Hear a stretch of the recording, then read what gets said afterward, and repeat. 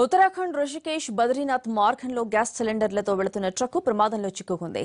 ఒక్కసారిగా మంటలు చెలరేగడంతో పేలుళ్లు సంభవించాయి. సిలిండర్లు ఒక్కొక్కటిగా పేలుతుండటంతో NH-58 పై రాకపోకలు నిలిచిపోయాయి. దీంతో చార్ధామ్ యాత్రకు ఆటంకం కలిగింది.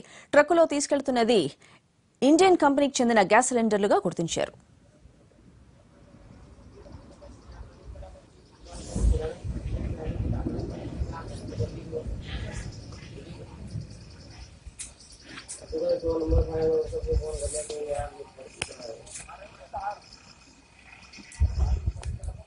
गाड़ी किसकी है?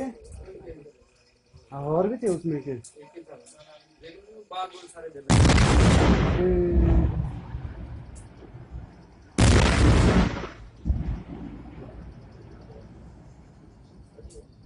गाड़ी पलटी थी है कि इनकी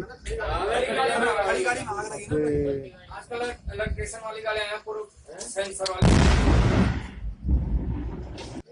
अरे आदमी बच गया यार।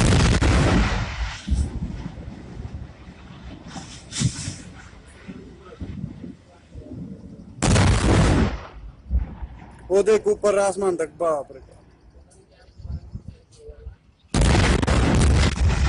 ए पिछना है, रा पिछना है।